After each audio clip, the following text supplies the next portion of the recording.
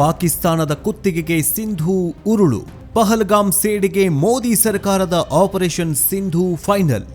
ನಮಸ್ಕಾರ ವೀಕ್ಷಕರೇ, ಜಗತ್ತಿನ ಅತ್ಯಂತ ದೊಡ್ಡನ್ನ ಅಂದು ಕರೆಸಿಕೊಳ್ಳೋ ಅಮೆರಿಕ ಇರಲಿ ಅಥವಾ ಯುರೋಪ್ನ ಪ್ರಭಾವಿ ದೇಶವೇ ಆಗಿರಲಿ, ಭಾರತ ಈಗ ಯಾರ ಮಾತಿಗೂ ಬಗ್ಗುವ ಸ್ಥಿತಿಯಲ್ಲಿ ಇಲ್ಲ.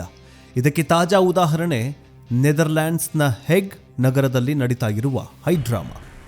ಒಂದು ಕಡೆ ಪಾಕಿಸ್ತಾನ ತನ್ನ ಉಳಿವು ಅಳಿವಿನ ಪ್ರಶ್ನೆಗಾಗಿ ಸಿಂಧೂ ನದಿ ನೀರು ಒಪ್ಪಂದವನ್ನ ಅಂತಾರಾಷ್ಟ್ರೀಯ ಕೋರ್ಟ್ಗೆ ಎಳೆದಿದೆ. ಅಲ್ಲಿನ ಕೋರ್ಟ್ ಆಫ್ ಆರ್ಬಿಟ್ರೇಷನ್ಸ್ ಭಾರತಕ್ಕೆ ಸಮನ್ಸ್ ನೀಡಿದೆ. ನಿಮ್ಮ ಕಿಶನ್ ಗಂಗಾ ಮತ್ತು ಬಾಲ್ಗಿಹಾರ್ ಡ್ಯಾಂನ ಲಾಗ್ ಬುಕ್ ಕುಡಿಗೆ ಅಂತ ಆದೇಶ ನೀಡಿದೆ. ಆದ್ರೆ ಭಾರತ ಏನ್ ಮಾಡಿದೆ ಗೊತ್ತಾ?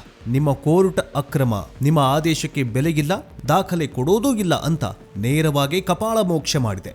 ನಿಜಕ್ಕೂ ಏನಿದು ಸಿಂಧೂ ಜಲ ವಿವಾದ? 2025 ಏಪ್ರಿಲ್ನಲ್ಲಿ ನಡೆದ ಆ ಪಹಲ್ಗಾಮ್ ದಾಳಿಗೂ ಇವತ್ತಿನ ಈ ಕೋರ್ಟ್ ಡ್ರಾಮಾಗೂ ಏನ್ ಸಂಬಂಧ? ಪಾಕಿಸ್ತಾನಕ್ಕೆ ನೀರಿಲ್ಲದೆ ಉಸಿರುಗಡ್ತಾ ಇದೆಯಾ? ಭಾರತದ ಆಪರೇಷನ್ ಸಿಂಧೂರ ನಿಜವಾಗ್ಲೂ ಪಾಕ್ನ ಸುಧಾರಿಸುತ್ತಾ?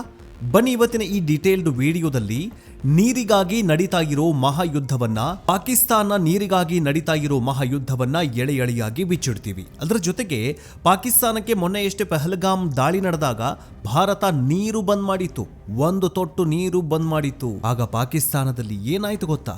ಹಾಹಾಕಾರ ಶುರುವಾಯಿತು. ಜನ ಬೀದಿ ಬೀದಿ ಅಲೆದಾಡೋಕ್ ಶುರು ಮಾಡಿಬಿಟ್ರು. ಶಹಬಾಜ್ ಶರೀಫ್ ತೆಗೆದುಕೊಂಡ ನಿರ್ಧಾರ, ಶಹಬಾಜ್ ಶರೀಫ್ ಉಗ್ರರಿಗೆ ಸಾಗ್ತಾ ಇದ್ದಾನಲ್ಲ, ಇದೆಲ್ಲವನ್ನ ಜನ ಶಾಪ ಹಾಕೋದಕ್ಕೆ ಶುರು ಮಾಡಿಬಿಟ್ರು. ಪಾಕ್ನ ಸೇನಾ ಮುಖ್ಯಸ್ಥ ಆಸಿಮ್ ಮುನಿರ್ಗೆ ಶಿಡಿ ಶಾಪ ಹಾಕೋದಕ್ಕೆ ಶುರು ಮಾಡಿಬಿಟ್ರು. ಸಪೋಸ್ ಏನಾದ್ರೂ ಇವರಿಬ್ರು ಪಾಕಿಸ್ತಾನದ ರೋಡಲ್ಲಿ ಏನಾದ್ರೂ ಸಿಕ್ಕರೆ ಪಕ್ಕಾ ಜನ ಕಲ್ ತಗೊಂಡು ಹೊಡಿತಾರೆ. ಈಗ ತಾನು ಮಾಡದಂತಹ ತಪ್ಪಿಗೆ ಇಡೀ ಪಾಕಿಸ್ತಾನವೇ ಮಮ್ಮಲ ಮರಗತಾ ಇದೆ. ಹಾಗಾದ್ರೆ ಮೋದಿಯವರು ಪಾಕಿಸ್ತಾನಕ್ಕೆ ನೀರು ಬಿಟ್ಟಿದ್ದು ಸರಿನಾ, ತಪ್ಪಾ? ಮೋದಿ ಸರ್ಕಾರ ಪಾಕಿಸ್ತಾನಕ್ಕೆ ನೀರು ಬಿಡದೆ ಇರೋದು ಎಷ್ಟರ ಮಟ್ಟಿಗೆ ಸರಿ? ಪಾಕಿಸ್ತಾನಕ್ಕೆ ಬುದ್ಧಿ ಬರಬೇಕು ಅಂತಂದ್ರೆ ನೀವು ಕೂಡ ಜೈ ಹಿಂದ್ ಅಂತ ಕಮೆಂಟ್ ಮಾಡಿ. ಕಮೆಂಟ್ ಬಾಕ್ಸ್ನಲ್ಲಿ ನಿಮ್ಮ ಅಭಿಪ್ರಾಯ ತಿಳಿಸಿ. ಬನ್ನಿ ವಿಡಿಯೋವನ್ನ ಶುರು ಮಾಡೋಣ. ಮೊದಲಿಗೆ ಏನಿದು ಹೆಗ್ ಕೋರ್ಟ್ ಡ್ರಾಮಾ? ದಾಖಲೆ ಕೇಳಿದ್ಯಾಕೆ ಈ ಹೆಗ್ ಕೋರ್ಟ್ ಅನ್ನೋದನ್ನ ನೋಡ್ತಾ ಹೋಗೋದಾದ್ರೆ, ಕಳೆದ ವಾರ ಅಲ್ಲಿನ ಮಧ್ಯಸ್ಥಿಕೆ ನ್ಯಾಯಾಲಯ ಪರ್ಮನೆಂಟ್ ಕೋರ್ಟ್ ಆಫ್ ಆರ್ಬಿಟ್ರೇಷನ್ ಭಾರತಕ್ಕೆ ಒಂದು ನೋಟಿಸ್ ಕಳುಹಿಸುತ್ತೆ.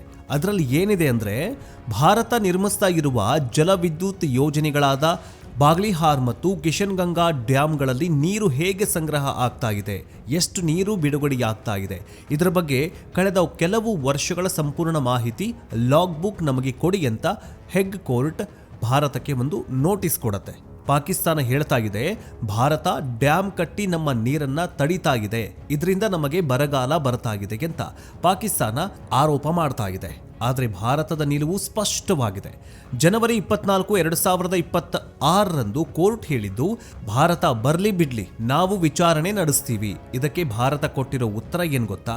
ನೀವು ವಿಚಾರಣೆ ಮಾಡ್ಕೊಳ್ಳಿ, ಡ್ಯಾನ್ಸ್ ಆದ್ರೂ ಮಾಡ್ಕೊಳ್ಳಿ, ನಿಮ್ಮ ಕೋರ್ಟ್ ರಚನೆಯೇ ಅಕ್ರಮ. 1960 ಸಿಂಧೂ ಒಪ್ಪಂದದ ಪ್ರಕಾರ ಮೊದಲು ತಟಸ್ಥ ತಜ್ಞರ ಹತ್ರ ಹೋಗಬೇಕು. ಅದನ್ನ ಬಿಟ್ಟು ನೇರವಾಗಿ ಕೋರ್ಟ್ಗೆ ಬಂದಿರೋದು ಒಪ್ಪಂದದ ಉಲ್ಲಂಘನೆ. ಹಾಗಾಗಿ ನಾವು ನಿಮ್ಮನ್ನ ಮಾನ್ಯ ಮಾಡೋದಿಲ್ಲ ಹೀಗಂತ ಭಾರತ ಹೆಗ್ ಕೋರ್ಟ್ಗೆ ಸ್ಪಷ್ಟವಾಗಿ ಕಪಾಳಕ್ಕೆ ಹೊಡೆದಂಗೆ ಹೇಳಿದೆ. ಇದು ಅಂತಾರಾಷ್ಟ್ರೀಯ ಮಟ್ಟದಲ್ಲಿ ಭಾರತದ ದರ್ಪ ಅಲ್ಲ, ಬದಲಿಗೆ ಕಾನೂನುಬದ್ಧವಾದ ದಿಟ್ಟತನ. ಇನ್ನು ಪಹಲ್ಗಾಮ್ 2025 ಎಲ್ಲವನ್ನೂ ಬದಲಿಸಿದ ಕರಾಳ ದಿನ.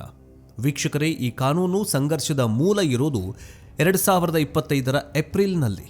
ಅದು ಏಪ್ರಿಲ್ 22, 2025 ಕಾಶ್ಮೀರದ ಪಹಲ್ಗಾಮ್ನಲ್ಲಿ ಪಾಕಿಸ್ತಾನ ಮೂಲದ ಉಗ್ರರು ಹೇಯ ಕೃತ್ಯ ಎಸಗಿದ್ರು. ನಮ್ಮ 26 ಜನ ಅಮಾಯಕರು ಮತ್ತು ಯೋಧರು ಹುತಾತ್ಮರಾಗಿದ್ರು. ಅವತ್ತು ಭಾರತ ಸರ್ಕಾರ ಒಂದು ಐತಿಹಾಸಿಕ ತೀರ್ಮಾನ ತೆಗೆದುಕೊಳ್ಳುತ್ತೆ. ರಕ್ತ ಮತ್ತು ನೀರು ಒಟ್ಟಿಗೆ ಹರಿಯಲು ಸಾಧ್ಯವಿಲ್ಲ. 1960ರಲ್ಲಿ ಜವಾಹರ್ಲಾಲ್ ನೆಹರು ಮತ್ತು ಅಯೂಬ್ ಖಾನ್ ಸಹಿ ಹಾಕಿದ್ದ ಸಿಂಧೂ ನದಿ ನೀರು ಒಪ್ಪಂದವನ್ನ ಭಾರತ ಮೊದಲ ಬಾರಿಗೆ ಅಧಿಕೃತವಾಗಿ ಅಮಾನತು ಮಾಡ್ತು, ಅಂದ್ರೆ ಸಸ್ಪೆಂಡ್ ಮಾಡ್ತು. ನೀವು ಉಗ್ರರನ್ನ ಕಳಿಸೋದನ್ನ ನಿಲ್ಲಿಸುವವರೆಗೂ ಒಪ್ಪಂದದ ಮಾತುಕತೆ ಇಲ್ಲ ಅಂತ ಭಾರತ ಕಡ್ಡಿ ಮುರಿದ ಹಾಗೆ ಹೇಳಿತು. ಅಂದಿನಿಂದ ಭಾರತದ ನಿಲುವು ಬದಲಾವಣೆಯಾಯಿತು, ಅಂದ್ರೆ ಬದಲಾಗ್ತಾ ಹೋಯಿತು. ಹೆಗ್ ಕೋರ್ಟ್ನಲ್ಲಿ ಪಾಕಿಸ್ತಾನ ಏನೇ ಬೊಬ್ಬೆ ಹೊಡೆದ್ರೂ ಭಾರತದ ಕುರ್ಚಿ ಖಾಲಿ ಇರುತ್ತೆ.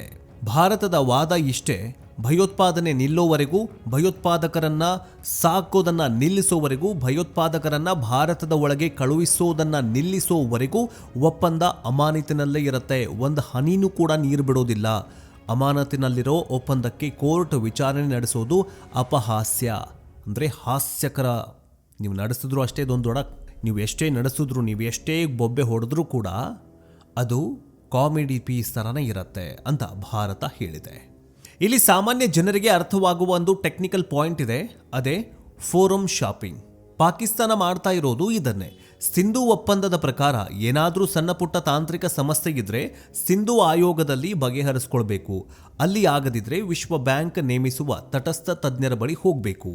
ಅದು ಕಾನೂನು ವಿವಾದ ಆಗಿದ್ರೆ ಮಾತ್ರ ಕೋರ್ಟ್ ಆಫ್ ಆರ್ಬಿಟ್ರೇಷನ್ಗೆ ಹೇಗೆ ಹೋಗಬೇಕು.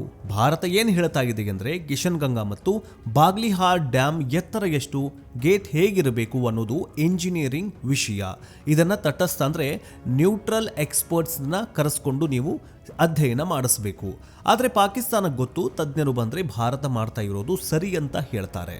ಅದಕ್ಕೆ ಪಾಕಿಸ್ತಾನ ಶಾರ್ಟ್ಕಟ್ ಹುಡುಕಿ ನೇರವಾಗಿ ಕೋರ್ಟ್ ಮೆಟ್ಟಿಲೇರಿದೆ. ಇದನ್ನೇ ಭಾರತ ವಿರೋಧ ಮಾಡ್ತಾ ಇರೋದು. ಒಂದೇ ವಿಷಯಕ್ಕೆ ಎರಡು ಕಡೆ ವಿಚಾರಣೆ ನಡೆಯೋಕೆ ಸಾಧ್ಯವಿಲ್ಲ ಅನ್ನೋದು ಭಾರತದ ವಾದವಾಗಿದೆ. ಈಗ ವಿಶ್ವ ಬ್ಯಾಂಕ್ ಕೂಡ ಇಕ್ಕಟ್ಟಿಗೆ ಸಿಲುಕಾಕಿಕೊಂಡಿದೆ. ಪಾಕಿಸ್ತಾನ ಯಾಕೆ ಇಷ್ಟೊಂದು ಒದ್ದಾಡ್ತಾ ಇದೆ ಗೊತ್ತಾ ವೀಕ್ಷಕರೇ? ಅಲ್ಲಿನ ವಾಸ್ತವ ಸ್ಥಿತಿ ಭಯಾನಕವಾಗಿದೆ. ವರದಿಗಳ ಪ್ರಕಾರ ಪಾಕಿಸ್ತಾನದ ಕೃಷಿಯ 90% ಭಾಗ ಸಿಂಧೂ ನದಿಯನ್ನೇ ನಂಬಿಕೊಂಡಿದೆ.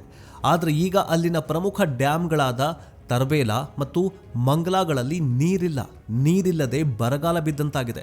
ನೋಡಿ, ಈ ಚಳಿಗಾಲನೋ ಮಳೆಗಾಲ ಶುರುವಾದ್ರೂ ಕೂಡ ನೀರು ಬಿಡೋದಿಲ್ಲ. ಅವು ಡೆಡ್ ಸ್ಟೋರೇಜ್ ಮಟ್ಟಕ್ಕೆ ತಲುಪಿ ಹೋಗಿದೆ. ಕುಡಿಯೋದಕ್ಕೆ ನೀರಿಲ್ಲ. ಪಾಕಿಸ್ತಾನದ ಹತ್ರ ಇರೋದು ಕೇವಲ 30 ದಿನಗಳಿಗೆ ಆಗುವಷ್ಟು ನೀರು ಸಂಗ್ರಹ ಮಾತ್ರ. ಭಾರತದ ಹತ್ರ 150 ದಿನಗಳಿಗೆ ಆಗುವಷ್ಟು ನೀರಿದೆ. ಒಂದು ಕಡೆ ಮಳೆ ಇಲ್ಲ, ಇನ್ನೊಂದು ಕಡೆ ಭಾರತ ಡ್ಯಾಮ್ ಕಟ್ಟಿ ನೀರು ನಿಲ್ಲಿಸತ್ತೆ ಅನ್ನೋ ಭಯ. ಭಾರತ ಏನಾದರೂ ಕಿಶನ್ ಗಂಗಾ ಡ್ಯಾಮ್ನಲ್ಲಿ ನೀರು ಪೂರ್ತಿ ತಡೆದ್ರೆ ಪಾಕಿಸ್ತಾನದ ಪಂಜಾಬ್ ಪ್ರಾಂತ್ಯ ಮರುಭೂಮಿಯಾಗತ್ತೆ. ಅದಕ್ಕೆ ಪಾಕಿಸ್ತಾನ ಹೇಗ್ ಕೋರ್ಟ್ನಲ್ಲಿ ಗೋಗರಿತಾಗಿದೆ, ಪ್ಲೀಸ್ ಭಾರತಕ್ಕೆ ಹೇಳಿ ನೀರು ಬಿಡಿಸಿ ಅಂತ. ಇನ್ನು ಭಾರತದ ಆಪರೇಷನ್ ಮುಂದೇನಾಗಬಹುದು? ಭಾರತದ ಪ್ಲಾನ್ ತುಂಬಾ ಕ್ಲಿಯರ್ ಆಗಿದೆ. ಆಪರೇಷನ್ ಸಿಂಧು ಅಂತಂದ್ರೆ ಕೇವಲ ಯುದ್ಧ ಅಲ್ಲ, ಇದು ನೀರನ್ನೇ ಅಸ್ತ್ರವನ್ನಾಗಿ ಬಳಸೋದು. ನೀರಿನ ಬಳಕೆ. ಸಿಂಧು ಒಪ್ಪಂದದ ಪ್ರಕಾರವೇ ಭಾರತಕ್ಕೆ ಸಿಗಬೇಕಾದ ಪಶ್ಚಿಮದ ನದಿಗಳ ಅಂದರೆ ಝೇಲಂ, ಚೆನಾಬ್, ಸಿಂಧು ನೀರನ್ನ ನಾವು ಪೂರ್ತಿಯಾಗಿ ಬಳಸ್ಕೊಂಡಿಲ್ಲ.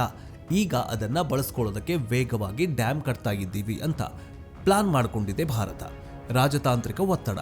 ಹೇಗ್ ಕೋರ್ಟ್ನ ಬಹಿಷ್ಕರಿಸುವ ಮೂಲಕ ಪಾಕಿಸ್ತಾನವನ್ನ ಅಂತಾರಾಷ್ಟ್ರೀಯ ಮಟ್ಟದಲ್ಲಿ ಏಕಾಂಗಿ ಮಾಡೋದು ಭಾರತದ ಪ್ಲಾನ್ ಆಗಿದೆ. ಒಪ್ಪಂದ ಪರಿಷ್ಕರಣೆ ಪ್ಲಾನ್. ಭಾರತದ ಅಂತಿಮ ಗುರಿ 1960ರ ಒಪ್ಪಂದವನ್ನೇ ಬದಲಿಸುವುದು. ಅಂದಿನ ಕಾಲ ಬೇರೆ, ಇಂದಿನ ಕಾಲವೇ ಬೇರೆಯಾಗಿದೆ. ನಮಗೆ ಹೆಚ್ಚು ನೀರು ಬೇಕು ಅಂತ ಭಾರತ ಕೇಳಬಹುದು. ಇಷ್ಟೆಲ್ಲ ಆಗಿರುವಂತಹ ಪಾಕಿಸ್ತಾನಕ್ಕೆ ನೀರು ಎಷ್ಟಿದೆ ಬುದ್ಧಿನೂ ಬರ್ತಾ ಇಲ್ಲ. ನೋಡಿ, ಒಂದು ಕಡೆ ಪಾಕಿಸ್ತಾನ 3 ಭಾಗ ಆಗ್ತಾ ಇದೆ. POKಯಲ್ಲಿ ಭಾರತ ಪಾಕಿಸ್ತಾನದ ನಡುವೆ ಯುದ್ಧ ನಡೀತಾ ಇದೆ. ಇನ್ನೊಂದು ಕಡೆ ಪಾಕಿಸ್ತಾನ ಬಲೂಚಿಸ್ತಾನ್ ನಡುವೆ ಯುದ್ಧ ನಡೀತಾ ಇದೆ. ಮತ್ತೊಂದು ಕಡೆ ಅಫ್ಘಾನಿಸ್ತಾನ ಪಾಕಿಸ್ತಾನದ ನಡುವೆ ಗಡಿಯಲ್ಲಿ ದೊಡ್ಡ ಯುದ್ಧ ನಡೀತಾ ಇದೆ. ತೆಹರಿಕೆ ತಾಲಿಬಾನ್ ಅವರು ಪಾಕಿಸ್ತಾನದ ಮೇಲೆ ಯುದ್ಧ ಮಾಡಿದ್ದಾರೆ. ನೋಡಿ, ಎಲ್ಲಾ ಕಡೆಗಳಿಂದ ಪಾಕಿಸ್ತಾನಕ್ಕೆ. ನೋಡಿ, ಒಂದು ಕಡೆ ಭಾರತ ಪಾಕಿಸ್ತಾನದ ನಡುವೆ ಯುದ್ಧ ನಡೀತಾ ಇದೆ. ಇನ್ನೊಂದು ಕಡೆ ಇಬ್ಬರು ಉಗ್ರರು ಸೇರ್ಕೊಂಡು ಪಾಕಿಸ್ತಾನವನ್ನ ಸತ್ಯಾನಾಶ ಮಾಡೋದಕ್ಕೆ ಹೊರಟಿದ್ದಾರೆ. ಒಂದು ಬಲೂಚಿ ಲಿಬರೇಷನ್ ಆರ್ಮಿ, ಇನ್ನೊಂದು ತಾಲಿಬಾನ್ ಉಗ್ರರು. ಅಫ್ಘಾನಿಸ್ತಾನದ ಗಡಿ ಭಾಗ ಹೊಂದಿರುವಂತಹ ಪಾಕಿಸ್ತಾನ, ಅಲ್ಲೂ ಕೂಡ ತಾಲಿಬಾನಿ ಉಗ್ರರು ಪಾಕಿಸ್ತಾನದ ಸೈನಿಕರನ್ನ ಕೊಂದು ಹಾಕ್ತಾ ಇದ್ದಾರೆ. ಇತ್ತ ಬಲೂಚಿಸ್ತಾನ್ನಲ್ಲೂ ಕಳೆದ ಒಂದೇ ದಿನದಲ್ಲಿ 200 ಜನ ಸೈನಿಕರು ಹತರಾಗಿದ್ದಾರೆ. ಇದರ ಮೇಲೆ ಅರ್ಥ ಮಾಡ್ಕೊಳ್ಳಿ ಪಾಕಿಸ್ತಾನ ಯಾವ ರೀತಿ ಬರಬಾದಾಗ್ತಾ ಇದೆ. ಇದೆಲ್ಲವೂ ಕೂಡ ಶಹಬಾಜ್ ಶರೀಫ್ ಪ್ರಧಾನಿಯಾಗಿ ಬಂದಾಕ್ಷಣ ಆಸಿಮ್ ಮುನೀರ್ನ ಮೂರ್ಖತನದಿಂದಾಗಿ ಅಂತ ಪಾಕಿಸ್ತಾನದ ಜನ ಬೈಕೊಳ್ತಾ ಇದ್ದಾರೆ. ಒಂದು ಹೊತ್ತು ಊಟ ಬಿಡಿ, ನೀರು ಕುಡಿಯೋಕ್ಕೂ ನೀರಿಲ್ಲದ ಪರಿಸ್ಥಿತಿಗೆ ತಂದೊತ್ತಿದ್ದೀರಾ ನೀವು ಅಂತ ಪಾಕಿಸ್ತಾನದ ಜನ ಈಗ ಶಹಬಾಜ್ ಶರೀಫ್ನ ಬೈಕೊಳ್ತಾ ಇದ್ದಾರೆ. ಇನ್ನು ಅಂತಿಮವಾಗಿ ಹೇಳೋದಾದ್ರೆ ಹೇಗ್ನಲ್ಲಿ ನಡೀತಾ ಇರೋದು ಬರೀ ವಾದ ಪ್ರತಿವಾದ ಅಲ್ಲ, ಇದು ಭಾರತದ ಬದಲಾದ ವಿದೇಶಾಂಗ ನೀತಿಯ ದಿಕ್ಸೂಚಿಯಾಗಿದೆ. ಭಾರತ ಇನ್ಮುಂದೆ ಸಂಯಮ ತೋರಿಸೋದಿಲ್ಲ. ನೀವು ನಮ್ಮ ರಕ್ತ ಹರಿಸಿದ್ರೆ ನಾವು ನಿಮ್ಮ ನೀರು ನಿಲ್ಲಿಸ್ತೀವಿ. ಹೇಗ್ ಕೋರ್ಟ್ ಆದೇಶ ನೀಡ್ಲಿ ಬಿಡ್ಲಿ, ಭಾರತದ ಡ್ಯಾಮ್ಗಳು ನಿಲ್ಲಲ್ಲ, ಪಾಕಿಸ್ತಾನದ ಬಾಯಾರಿಕೆ ನೀಗಲ್ಲ. ಮುಂದಿನ ದಿನಗಳಲ್ಲಿ ಸಿಂಧೂ ನದಿ ನೀರು ದಕ್ಷಿಣ ಏಷ್ಯಾದ ಅತಿದೊಡ್ಡ ಯುದ್ಧಕ್ಕೆ ಕಾರಣವಾದರೂ ಆಶ್ಚರ್ಯವಿಲ್ಲ. ವೀಕ್ಷಕರೇ, ನಿಮಗೇನನ್ಸುತ್ತೆ? ಭಾರತ ಸಿಂಧೂ ಒಪ್ಪಂದವನ್ನ ಪೂರ್ತಿಯಾಗಿ ರದ್ದು ಮಾಡಬೇಕಾ?